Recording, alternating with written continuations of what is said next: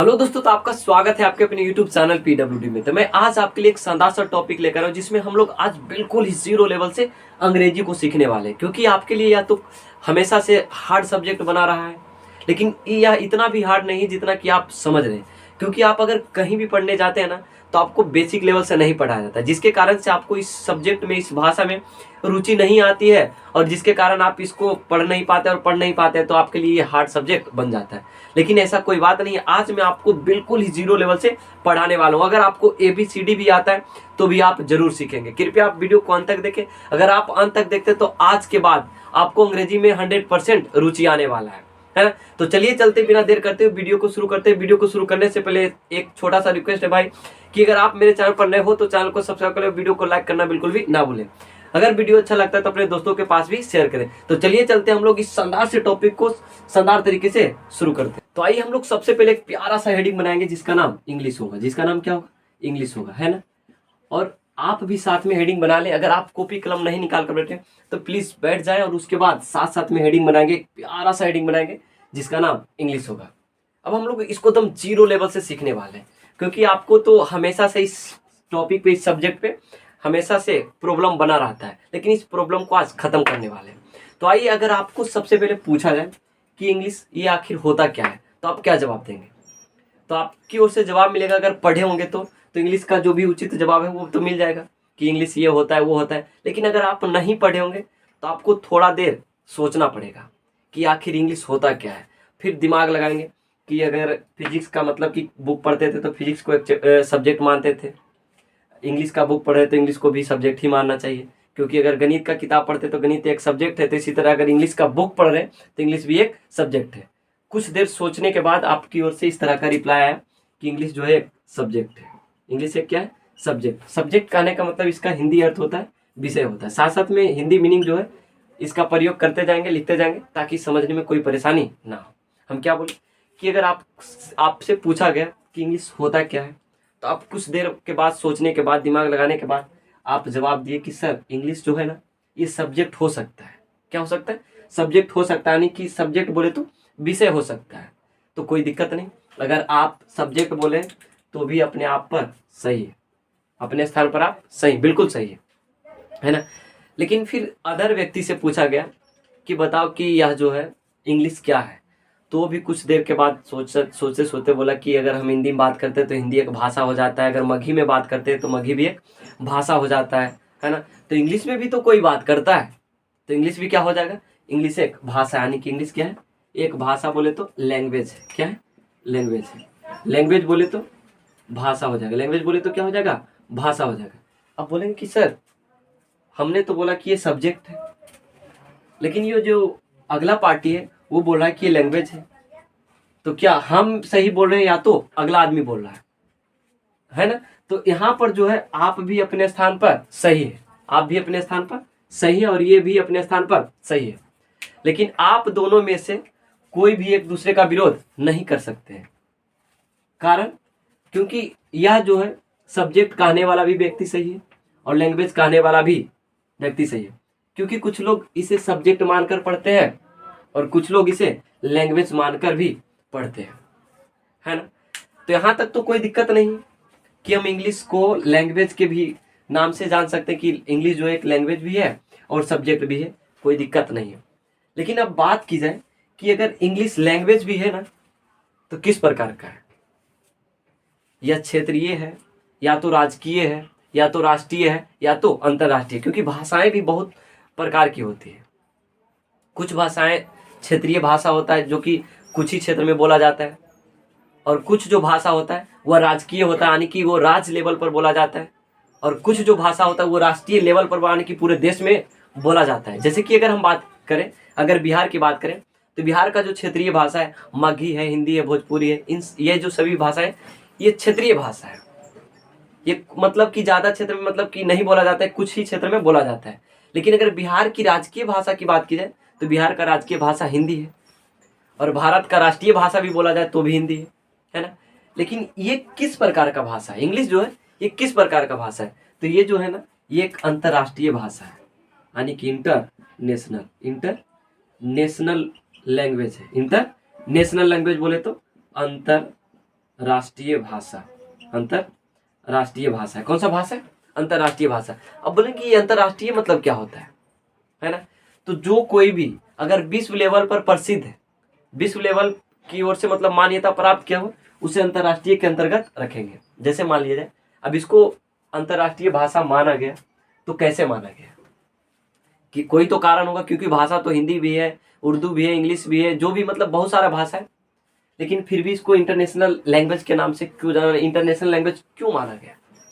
जिससे मान लिया जाए कुछ ना कुछ तो मानना पड़ेगा। जैसे मान लिया जाए बहुत सारे भाषाएं थे, सभी भाषाओं को मतलब कि एक तरह से उसको कह सकते हैं कि सभी भाषाओं के बारे में जानकारी लिया गया कि कौन से भाषा कितने क्षेत्र में बोला जाता है, कितने देश में बोला जाता है, कौन कौन देश में ये जो है ना इनकी प्रमुख भाषा है अंग्रेजी है। तो इस तरह से मतलब कि जब अनुसरण किया गया है ना, तो पता चला कि अंग्रेजी जो है लगभग देश में कोई ना कोई क्षेत्र में बोला जा रहा है ना?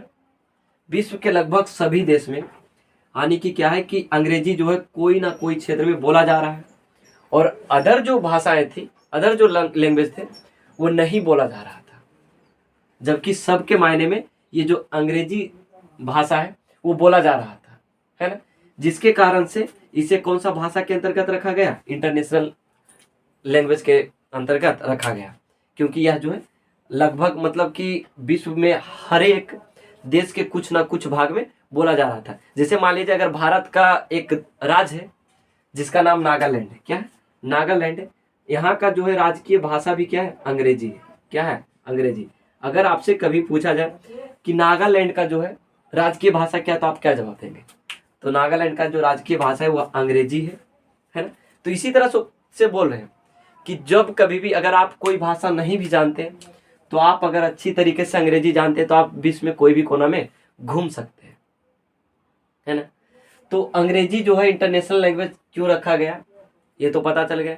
अब इसका डिफिनेशन क्या बनेगा, है ना? ये अंग्रेजी जो है खुद से अकेले मिलके नहीं बना है, इसमें मतलब कि लैटिन का कुछ वर्ड है, कुछ ग्रीक का कुछ वर्ड है, कुछ मतलब कि और बहुत सारे वर्ड जो है यानी कि इसमें मिश्रित थे।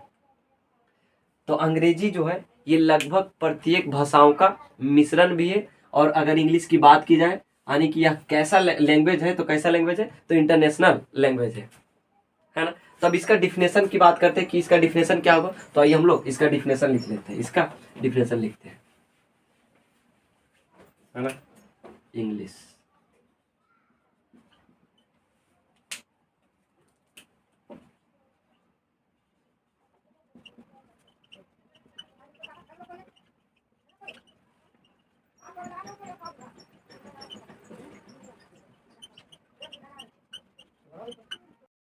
Of every language, of every language. तो इसका डिफिनेशन क्या बन गया? तो इसका डिफिनेशन बना कि English is an international language, यानी कि English is an international language. कहने का मतलब क्या होता है कि अंग्रेजी जो है एक अंतर्राष्ट्रीय भाषा है।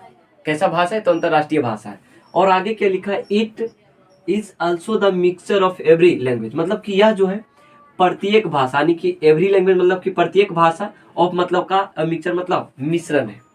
मतलब अंग्रेजी जो है एक अंतरराष्ट्रीय भाषा है, लेकिन यह प्रत्येक भाषाओं का मिश्रण भी है। तो इसका हिंदी अर्थ क्या होगा? हिंदी आने की डिफिनेशन क्या होगा, तो उसको भी देख लेते हैं। तो हिंदी डिफिनेशन इसका हो जाएगा अंग्रेजी, अंग्रेजी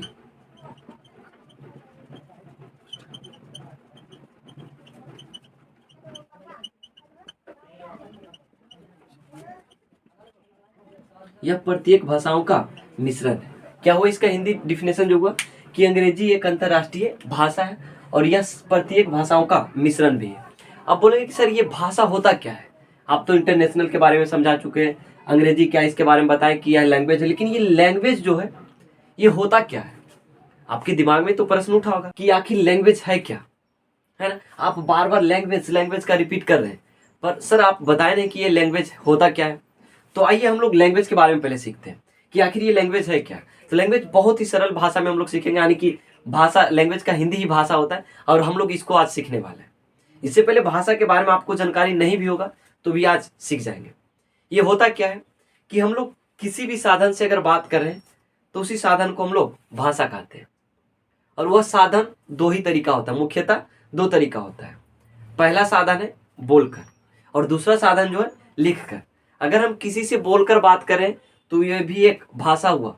भाषा कहने का मतलब कि हम जो भी बोले आप उसको समझकर उसका रिप्लाई दिए, तो इसका मतलब ये एक प्रकार का भाषा हो गया, क्योंकि आप हम जो बोले हैं आप समझे और समझकर उसका जवाब दिए, है ना। तो ये एक भाषा हुआ। लिखित भाषा मतलब, लिखित का मतलब क्या हुआ कि हम अगर कुछ भी लिखे और लिखकर सामने वाला को जब दिए तो वो उसका फिर से वो भी लिखकर जवाब दिए, तो ये कौन सा भाषा हो गया, लिखित भाषा। जैसे कि आज ट्रेंडिंग में आजकल व्हाट्सएप और मैसेंजर, है ना, उस पर हम लोग चैट करते हैं, क्या उस पर बोल कर भेजते हैं। जिसको लिखने नहीं आता वो तो बोलकर कर देता है, तो वो तो मौखिक हो गया। लेकिन जो लिख कर करता है वो कौन सा भाषा में बात कर रहा है, लिखित भाषा। और डॉक्टर भी ज़्यादातर लिखित ही भाषा में बात करता है, क्योंकि हम उसके पास जाते हैं तो क्या करता है, एक लंबा सा पर्चा निकालता है, उसके बाद नाम उम लिखेगा और उसके बाद 2 4 5 के बाद पहला लेटर जो है बड़ा में लिखेगा और बाकी सब शॉर्ट में। और क्या करते, इस पर्ची को लेकर लेकर जाते किसके पास, मेडिकल के पास। मेडिकल के पास, मेडिकल में जो भी व्यक्ति रहता है उस पर्ची को देखता है और उसके बाद हमसे कुछ नहीं बात करता।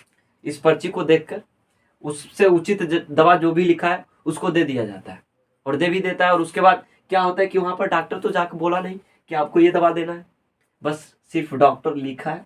और जब हम इसको मेडिकल के पास ले गए तो मेडिकल में जो भी व्यक्ति उसको पढ़कर उचित दवा दिया है। तो इससे पता क्या चला कि ये लिखित भाषा में लिखा हुआ था कि आपको ये दवा देना है और कितना देना है, ये सभी चीज़ लिख देता है और लिख कर मतलब कि भेज देता है। और उसके बाद हम लोग जब लेके जाते हैं तो उसका उचित मतलब कि दवा दे देता है। तो ये सब कौन सा भाषा है, लिखित भाषा है ना। तो कुल मिलाकर हम लोग कह सकते हैं कि लैंग्वेज क्या है, तो लैंग्वेज जो है किसी भी वार्तालाप के साधन को ही हम लोग लैंग्वेज यानी कि भाषा कहते हैं। यानी कि कोई भी बात करने का जो साधन होगा उसी को भाषा कहेंगे। अगर इसकी डिफिनेशन की बात की जाए, डिफिनेशन की बात की जाए, है ना, लैंग्वेज, लैंग्वेज बोले तो भाषा। तो भाषा को हम कैसे करेंगे, तो यानी कि ये सोर्स ऑफ कम्युनिकेशन, ये सोर्स हो जाएगा, ए सोर्स ऑफ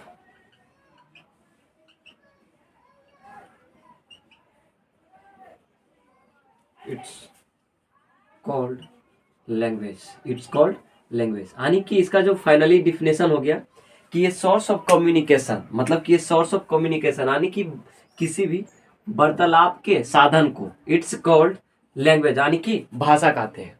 इसका जो हिंदी डिफिनेशन हो जाएगा कि किसी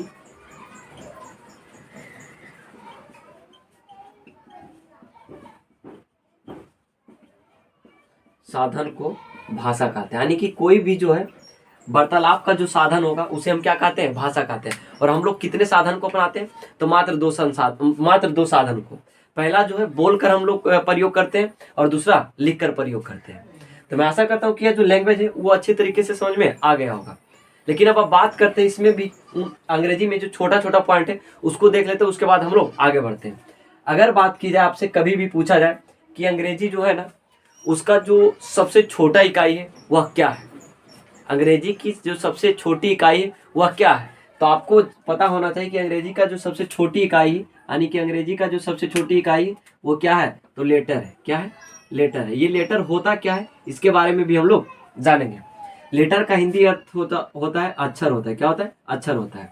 अगर आपसे बात की जाए, आपसे पूछा जाए कि बताएं कि अंग्रेजी का जो सबसे छोटी इकाई होता है वह क्या होता है, तो आपको जवाब में मिलना चाहिए, यानी कि आप जवाब देंगे कि लेटर होता है। क्या होता है, लेटर होता है। इससे छोटा कोई इकाई होता ही नहीं है। अगर अंग्रेजी भाषा में सबसे छोटा इकाई है तो वह लेटर है। और लेटर क्या है हम लोग आगे चर्चा करेंगे। और अगर जब छोटा होगा तो बड़ा भी तो होगा। तो अगर बात की जाए कि इंग्लिश का जो है सबसे बड़ा इकाई क्या है, तो सेंटेंस है। क्या है, सेंटेंस है। क्या है, सेंटेंस है। सेंटेंस का हिंदी जो होता है वाक होता है। क्या होता है, वाक होता है ना। अगर आपसे पूछा जाए कि इंग्लिश का जो है सबसे छोटी इकाई क्या होता है, तो लेटर होता है। और लेटर का हिंदी अर्थ अक्षर होता है। और अगर आपसे पूछा जाए कि सबसे बड़ी इकाई क्या होता है, तो आप बताएंगे सेंटेंस होता है। और सेंटेंस का हिंदी अर्थ वाक होता है। ठीक है, तो अब हम लोग सबसे पहले हेडिंग बनाएंगे अब लेटर के बारे में कि ये आखिर लेटर होता क्या है, और लेटर को हम लोग पढ़ते हैं। लेटर को हम लोग पढ़ते हैं कि आखिर ये लेटर होता क्या है। अब हम लोग हेडिंग बनाएंगे लेटर, ये आखिर लेटर होता क्या है। तो आप भी बनाएंगे साथ में लेटर का हेडिंग। लेटर का हिंदी अर्थ जो होता है अक्षर होता है। क्या होता है, अक्षर। और हम लोग इसे वर्ण के नाम से भी जानते हैं। तो आइए हम लोग अब यहाँ लेटर को सीखते हैं। ऐसे तो हम लोग बचपन में ही हिंदी में क्या पढ़े थे वर्ण के बारे में, कि वर्ण हम लोग उस मूलध्वनि को कहते हैं जिसका और भी कोई खंड या तो टुकड़ा नहीं किया जा सकता है, उसे हम वर्ण के नाम से जानते थे। लेकिन यहाँ पर लेटर का जो डिफिनेशन है थोड़ा चेंज करेंगे, अंग्रेजी में थोड़ा चेंज करना पड़ेगा। यहाँ पर क्या कहा जाएगा कि अंग्रेजी भाषा का जो भी चिन्ह है, जो भी पहचान है, उसी को हम लोग क्या कहेंगे, लेटर कहेंगे। तो अंग्रेजी भाषा का जो चिन्ह है क्या है और पहचान क्या है, जैसे कि मान लिया जाए ये ए है, बी है, डी है, एफ है, मतलब जी जो भी ABCD में अल्फ़ाबेट में जितने भी 26 लेटर है, वो 26 लेटर में जो भी है वह अंग्रेजी भाषा का सिंबल है। अंग्रेजी भाषा का क्या है, सिंबल है, और इसी से अंग्रेजी भाषा तैयार किया जाता है। तो अंग्रेजी भाषा का जो सिंबल है, जो पहचान है, जो चिन्ह है, उसी को हम लोग क्या कहते हैं, लेटर कहते हैं। तो इसका डिफिनेशन क्या बनेगा कि द सिंबल ऑफ द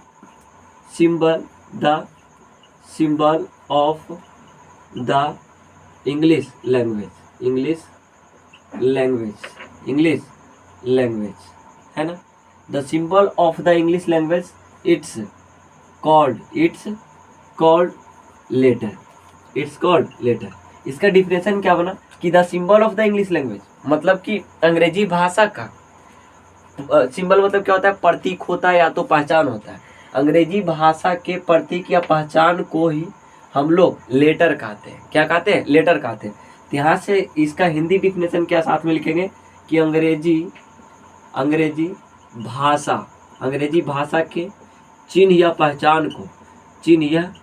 पहचान को लेटर यानी कि अक्षर कहा जाता है। यहाँ से थोड़ा मतलब हिंदी से जो हिंदी ग्रामर में जो पढ़ते थे उससे थोड़ा डिफरेंट किया गया है ना। यहाँ पर अब देखेंगे क्या कि बोला गया है कि अक्षर या वर्ण किसे कहते हैं, तो the symbol of the English language, यानी कि अंग्रेजी भाषा के अगर प्रयोग किया जाए तो अंग्रेजी भाषा में जो भी उसका चिन्ह है, अंग्रेजी भाषा का जो चिन्ह है, उसी को हम लोग क्या कहते हैं, लेटर कहते हैं। और अंग्रेजी भाषा में कुल लेटरों की संख्या है ना 26 है। कितना है, 26 है। लिख लेंगे इनकी कुल संख्या कितनी होती है, 26 होती है। इनकी कुल संख्या कितनी होती है, 26 होती है। और हम ये भी बता चुके हैं कि क्या होता है कि लेटर जो है अंग्रेजी भाषा के सबसे छोटी इकाई है। अगर आपसे पूछा जाए कि अंग्रेजी भाषा का सबसे छोटी इकाई कौन है, तो लेटर है। आप बताइए कि इसे छोटी इकाई क्यों कहा जाता है। अच्छा एक बात बताइए कि ए से भी छोटा कुछ हो सकता है, बी से भी कुछ छोटा हो सकता है, सी से भी कुछ छोटा हो सकता है, डी से भी कुछ छोटा हो सकता है, नहीं, मतलब ये सब जो लेटरें हैं यानी कि लेटर जो है ये सभी सबसे छोटी इकाई है कौन भाषा के, अंग्रेजी भाषा के। अगर आपसे भी कभी पूछा जाए कि अंग्रेजी भाषा का जो है सबसे छोटा इकाई क्या होता है, तो लेटर होता है। क्या होता है, लेटर होता है। और जब यही लेटर यानी कि ABCD जो है, जब हम इसको क्रमबद्ध तरीके से मतलब सजा कर अगर लिख देते हैं, सजा कर कहने का मतलब कि जब जैसे A के बाद B को आना है तो B आएगा, B के बाद C आना है तो C आएगा, और C के बाद D आना चाहिए, D के बाद E आना चाहिए। अगर हम इसी तरह से क्रमबद्ध तरीके से सजा कर लिख देते हैं तो जो बना समूह होगा ना, उसी को हम लोग अल्फ़ाबेट कहते हैं। क्या कहते हैं, अल्फ़ाबेट कहते हैं। तो यहाँ से पता क्या चला कि जब हम लेटर को क्रमबद्ध तरीके से सजा कर लिखते हैं तब जाके अल्फ़ाबेट का निर्माण होता है। अल्फ़ाबेट कहने का मतलब वर्णमाला होता है, उसको भी हम लोग देख लेते हैं। जैसे सब कोई बड़ी बात नहीं है, ये सब मात्र छोटा छोटा पॉइंट है। अल्फ़ाबेट बोले तो वर्णमाला। हम अभी बताएं कि जब लेटर को क्रमबद्ध तरीके से सजाया जाता है, क्रमबद्ध तरीके कहने का मतलब क्या है कि जब A के बाद B को, B के बाद C को, C के बाद D को अगर इसी तरह से Z तक सजाया जाता है, लिखा जाता है, तो उस कंडीशन में लेटर को अल्फ़ाबेट के समूह में रखा जाता है, यानी कि अल्फ़ाबेट कहा जाता है, क्योंकि वह जो लेटर है वह क्रमबद्ध तरीके से सजाया गया है। तो यहाँ पर लिखेंगे ए सिस्टेमेटिकली है ना, a systematically arrangement the a systematically arrangement of English letter है ना, English letter it's called alphabet. हम क्या बोले ए सिस्टमेटिकली अरेंजमेंट मतलब कि एक क्रमबद्ध तरीका, सिस्टमेटिकली अरेंज मतलब कि एक क्रमबद्ध तरीका ऑफ इंग्लिश लेटर, मतलब ऑफ इंग्लिश लेटर बोले तो यानी कि अंग्रेजी अक्षर, जब अंग्रेजी अक्षर को एक क्रमबद्ध तरीके से सजाया जाता है तो उसे अल्फ़ाबेट के नाम से जाना जाता है। तो इसका हिंदी डिफिनेशन क्या हो जाएगा कि अंग्रेजी अक्षर को जब क्रमबद्ध तरीके से सजाया जाता है तो उस समूह को अल्फ़ाबेट कहा जाता है। क्या कहा जाता है? अल्फ़ाबेट कहा जाता है। हम क्या बोले कि जब लेटर को, किसको? लेटर को यानी कि अंग्रेजी अक्षर को क्रमबद्ध तरीके से सजाया जाता है तो उस समूह मतलब कि जो समूह प्राप्त होगा उसे अल्फ़ाबेट कहा जाता है। हम पहले बोले कि आखिर ये लेटर होता क्या है, तो लेटर जो है ना कि अंग्रेजी भाषा का जो सिंबल होता है उसी को हम लोग लेटर कहते हैं। अंग्रेजी भाषा का सिंबल क्या है? ABCDEFGHIJ जो भी है यानी कि जेड तक जो भी है वह लेटर है। लेकिन इसी को अगर क्रमबद्ध तरीके से सजा दिया जाए, क्रमबद्ध कहने का मतलब ए के बाद बी, बी के बाद सी, सी के बाद डी, डी के बाद ई, ये क्रमबद्ध तरीका है। क्योंकि ए के बाद बी आता है तो बी को ही रखना है, बी के बाद सी आता है तो सी को ही रखना है। तो ये जब क्रमबद्ध तरीके से अगर हम लेटर को, अंग्रेजी अक्षर को सजा देते हैं तो वह प्राप्त जो समूह होगा ना वो अल्फ़ाबेट यानी कि वर्णमाला के नाम से जाना जाएगा। और इसमें होता क्या है कि अल्फ़ाबेट जो है इसमें कभी भी SIS का प्रयोग नहीं किया जाता है। नोट पॉइंट में अगर आप लिखना चाहते हैं तो लिखेंगे कि अल्फ़ाबेट में कभी भी S या ES का प्रयोग नहीं किया जाता है। लेकिन जनरली जो है हम मानते हैं कि अल्फ़ाबेट जो है यह 26 है तो इसका मतलब नहीं कि एस लगा देंगे, हम मानते हैं। लेकिन जब अल्फ़ाबेट का प्रयोग किसी भाषा के लिए, अल्फ़ाबेट अगर किसी भाषा के लिए प्रयोग किया जा रहा है तो उस स्थिति में अल्फ़ाबेट में एस लग सकता है, उस स्थिति में अल्फ़ाबेट के साथ एस लग सकता है। तो हम वही बोले कि अल्फ़ाबेट में कभी भी SIS का प्रयोग नहीं होगा, क्योंकि या तो कुछ ऐसे भी नाम होते हैं जिसके अंदर बहुत कुछ छुपे होते हैं लेकिन उसको प्लूरल हम बना नहीं सकते हैं। अगर प्लूरल बनाएंगे तो उसका अर्थ ही कुछ और निकल जाएगा। तो जब भाषा का प्रयोग किया जाएगा तो उस स्थिति में अल्फ़ाबेट में इसका प्रयोग कर सकते हैं। तो ये लेटर और फिर ये वर्णमाला में मतलब कि अल्फ़ाबेट में कोई तो दिक्कत होना नहीं चाहिए। कैसे? फिर से लेटर क्या है? तो letter the symbol of the English language, it's called letter. मतलब कि इंग्लिश भाषा के जो सिंबल होंगे, पहचान होंगे, प्रतीक होंगे, जो भी होंगे वो अंग्रेजी भाषा के चिन्ह पहचान को ही हम क्या कहते हैं? अक्षर के नाम का से जानते हैं। और जब इसी अक्षर को क्रमबद्ध तरीके से सजाया जाता है यानी कि ए के बाद बी, बी के बाद सी, सी के बाद डी, डी के बाद ई, तो उस कंडीशन में जो प्राप्त समूह होगा उसे हम अल्फ़ाबेट यानी कि वर्णमाला के नाम से जानते हैं। अब ये अल्फ़ाबेट जो है ना ये पूर्णतः 2 भागों में बटा है। कितने भागों में? 2 भागों में बटा है। अब ये 2 भाग क्या क्या है इसको भी हम लोग देख लेते हैं। ये 2 भाग क्या क्या है इसको देखते हैं, है ना। ध्यान से समझेंगे, कोई बड़ी बात नहीं, कोई रॉकेट साइंस नहीं। अल्फ़ाबेट जो है इसको 2 कंडीशन में बांटा गया यानी कि 2 भागों में बांटा गया। अल्फ़ाबेट उच्चारण के अनुसार इसको कितने भागों में बांटा गया? 2 भागों में, है ना। कुछ जो अक्षर है वह वोवेल के अंतर्गत रखा जाता है। वोवेल बोले तो स्वर होता है। क्या होता है? स्वर होता है। और एक होता है कॉन्सोनेंट होता है। कॉन्सोनेंट कहने का मतलब व्यंजन होता है। क्या होता है? व्यंजन होता है। अब इसको समझेंगे। अगर आपसे बोला जाए कि अल्फ़ाबेट जो उच्चारण के अनुसार कितने भागों में बांटा गया, तो 2 भागों में बांटा गया। एक जो है वोवेल है और एक कॉन्सोनेंट है ना। कॉन्सोनेंट को हिंदी में हम लोग क्या कहते हैं? व्यंजन। और वोवेल को हिंदी में क्या कहते हैं? स्वर कहते हैं। अब इसमें डिफरेंट क्या है, इसको अलग क्यों किया गया? तो ये वोवेल जो है ना ये जो है ये स्वयं उच्चारित होता है ना। स्वयं उच्चारित करने का मतलब ये किसी की सहायता नहीं लेता, यह स्वयं उच्चारित होता है। क्लियर है? अगर आपसे पूछा जाए कि अल्फ़ाबेट को उच्चारण के अनुसार कितने भागों में बांटा गया, तो 2 भागों में बांटा गया। पहला क्या है? वोवेल है। दूसरा क्या है? कॉन्सोनेंट है। वोवेल का हिंदी अर्थ स्वर होता है और कॉन्सोनेंट का हिंदी अर्थ व्यंजन होता है। और वोवेल कहता क्या है कि वोवेल जो है वह स्वयं उच्चारित होगा, ये किसी पे डिपेंड नहीं होगा, किसी के सहारे से उच्चारित नहीं होगा। और जब कोई भी लेटर अगर किसी के सहारे उच्चारित नहीं होगा उसे हम वोवेल के अंतर्गत रखते हैं। लेकिन जब कभी भी कोई भी यानी कि लेटर जो है वह वोवेल के अनुसार या तो किसी और भी लेटर के अनुसार अगर उच्चारित तो हो रहा है तो उसे हम क्या कहेंगे, कॉन्सोनेंट कहेंगे। लिख देंगे इस तरह से, इसको क्या लिखेंगे कि स्वयं उच्चारित नहीं होता है, स्वयं उच्चारित नहीं होता। अब कैसे नहीं होता हम अभी बताते हैं।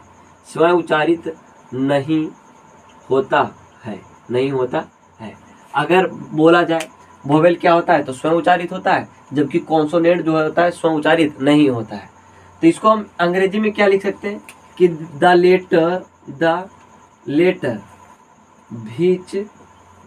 which can be sounded itself है ना। यहाँ से बना क्या कि द लेटर मतलब कि which can be sounded मतलब कि वह अक्षर जो खुद से यानी कि उच्चारित तो हो सकता है, इटसेल्फ मतलब स्वयं या तो खुद से बोल सकते हैं इसको। The letter which can be sounded itself it's called vowel है ना। यहाँ से हम लोग क्या समझे कि वह अक्षर जो खुद से स्वयं मतलब कि खुद से या तो स्वयं से उच्चारित हो रहा है उसे हम वोवेल कहेंगे, है ना। और वोवेल की संख्या 5 है और पांचों में कौन कौन है तो एक जो है ए है, दूसरा ई है, आई है, ओ है और यू है। ये पांचों ऐसे अक्षर हैं जिसमें मतलब कि कोई भी अक्षर का सहारा नहीं लिया जा रहा है, जिसमें कोई भी अक्षर आने की या तो किसी के ऊपर निर्भर भी नहीं है, स्वयं उच्चारित हो रहा है। जैसे ए, इसमें और कोई भी अक्षर नहीं आ रहा है। आई, इसमें कुछ भी नहीं आ रहा है। ई, इसमें और कोई अक्षर शामिल है नहीं है, तो इसका मतलब ये स्वयं उच्चारित हो रहा है। लेकिन कॉन्सोनेंट में प्रॉब्लम है। पहले इसको और भी बढ़िया से समझ लेते हैं। इसकी संख्या कितनी है 5 है। लेकिन अब क्या करेंगे कि जब कोई भी दुनिया का कोई भी वर्ड मीनिंग अगर या तो ए से शुरू हो या तो ई से हो या तो आई से हो या तो ओ से हो या तो यू से हो, उस कंडीशन में क्या होता है कि अगर इतना से शुरू होगा इसके बाद आने की यह क्या होना चाहिए, सिमिलर होना चाहिए। सिमिलर कहने का मतलब कि अकेले होना चाहिए। कैसा होना चाहिए, अकेले होना चाहिए। तो उस कंडीशन में अपने आप एन आर्टिकल जो है एन लेगा। क्या लेगा, एन लेगा। हम बोले कि दुनिया का कोई भी वर्ड मीनिंग अगर या तो ए से शुरू हो या तो ई से शुरू हो या तो आई से शुरू हो या तो ओ से शुरू हो या तो यू से शुरू हो और वह जो मीनिंग है वह सिमिलर होना चाहिए, तब उस स्थिति में जाके वह अपने पहले एन आर्टिकल लेगा, यानी कि आर्टिकल एन लेगा। अब हम लोग कॉन्सोनेंट को देखते हैं। इसमें तो कोई दिक्कत नहीं। वोवेल बोले तो स्वयं उच्चारित होता है। स्वयं उच्चारित कहने का मतलब कि which can be sounded itself, यानी कि the letter which can be sounded itself it's called vowel। अब यहाँ पर ये देखिए व्यंजन लिखा है स्वयं उच्चारित नहीं होता है। अब इसका कहने का मतलब क्या है तो यहाँ पर लिखेंगे इस तरह से कि the letter which cannot be sounded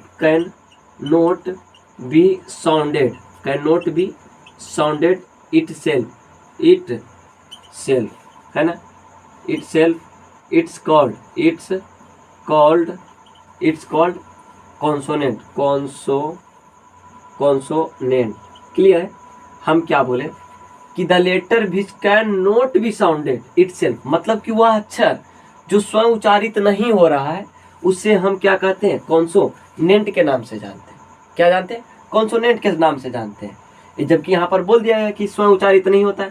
और इसकी जो संख्या है 26 मतलब 21 है। कितना है, 21 है। अब ये कौन कौन है तो एग्जाम्पल के तौर पर देख लेते हैं। ये पांचों को छोड़कर जो भी बचा है वह कॉन्सोनेंट हो जाएगा। जैसे हो जाएगा B C D F G H J K है ना, एल एम एन ओ तो नहीं होगा, P Q R S T U नहीं होगा, वी होगा, डब्ल्यू एक्स वाई जेड। अब इसको गिन सकते हैं। इसकी संख्या कितनी है, 21 है। 1 2 3 4 5 6 7 8 9 10 11 12 13 14 15 16 17 18 19 20 21 है ना। अगर बोले कि कॉन्सोनेंट की संख्या कितनी है तो 21 होगा और वोवेल की संख्या कितनी है तो 5 होगा। अब बोलिए कि यहाँ पर बोला गया कि स्वयं उच्चारित नहीं होता है और यहाँ बोला गया स्वयं उच्चारित होता है। जैसे कि ए में कुछ तो शामिल है, लेकिन अब देखिए इसको इसमें सभी में कुछ ना कुछ छुपा है। जैसे बी लास्ट में किसका उच्चारण हो रहा है, तो ई का उच्चारण हो रहा है। किसका उच्चारण हो रहा है, ई का। वैसे हम बोलते हैं सी लास्ट में किसका उच्चारण हो रहा है, ई का। यानी कि यहाँ पर देख रहे हैं ये जो है यानी कि क्या कर रहा है, वोवेल के साथ उच्चारण हो रहा है। किसके साथ उच्चारण हो रहा है, वोवेल के साथ। ये खुद से उच्चारित नहीं हो रहा है, इसमें यानी कि वोवेल शामिल है। जैसे डी लास्ट में क्या है, ई है। एफ मतलब कि एफ बोले तो ए शामिल है। क्या है, ए शामिल है। जी लास्ट में क्या शामिल, ई। यानी कि आप किसी को भी यह 21 में से किसी को भी अगर लेंगे तो यह पांचों में से कोई वोवेल ना हो या ना हो, मतलब कि ये पांचों में से कोई ना कोई एक वोवेल इसके साथ उच्चारित होगा। और जब इसके साथ उच्चारित हुआ इसका मतलब ये इसका इससे हेल्प लिया, यानी कि स्वयं हुआ नहीं है। अब क्या करेंगे कि यहाँ से और एक बात लिखेंगे कि जब कोई भी दुनिया का कोई भी मीनिंग अगर या तो बी से, सी से, डी से, एफ से, जी से, एच से, यानी कि इतना जो भी लिखा है इससे अगर शुरू हुआ और अगर वह सिंगुलर है, क्या है, सिंगुलर है, तो उस कंडीशन में आर्टिकल ए का प्रयोग करेंगे। किसका प्रयोग करेंगे, आर्टिकल ए का। हम क्या बोले कि अगर ये कॉन्सोनेंट की संख्या 21 है और 21 में से कोई भी यानी कि लेटर से अगर कोई भी वर्ड मीनिंग शुरू हुआ सेंटेंस में, तो उस कंडीशन में अगर वह सिंगुलर है तो उसके पहले आर्टिकल ए का प्रयोग करेंगे। तो हम लोग इस वीडियो में हम लोग अल्फ़ाबेट तक ही पढ़ते हैं, उसके बाद हम लोग वर्ड पढ़ने वाले, बहुत ही शानदार चीज़ें, सेंटेंस पढ़ेंगे, फ्रेज पढ़ेंगे, उसके बाद नंबर पढ़ेंगे। तो मैं आशा करता हूँ यह वीडियो आपको बहुत ही अच्छा लगा होगा और हिंदी का जो ये पहला पार्ट वीडियो होगा वो बहुत ही आपके लिए लाभदायक होगा। तो अगर आपको अच्छा लगा यह वीडियो तो अपने दोस्तों के पास भी शेयर कर दे ताकि इस वीडियो का लाभ उठा सके और उनको भी अंग्रेजी में रुचि आ जाए। अब हम लोग इससे भी शानदार शानदार टॉपिक पढ़ने वाले हैं। जैसे जैसे हम लोग आगे बढ़ेंगे वैसे वैसे हम लोग मतलब कि और ही मज़ा आने वाला है। तो अगला वीडियो हम लोग आएंगे वर्ड और फिर फ्रेज और फिर क्या है उसका मतलब सेंटेंस के नाम से लेकर आएंगे, तो उसको भी देखना ना भूले। तो बहुत ही जल्दी वह भी वीडियो आपको मिलने वाला है। तो चलिए चलते हैं, अब हम लोग नेक्स्ट वीडियो का इंतजार करते हैं। तब तक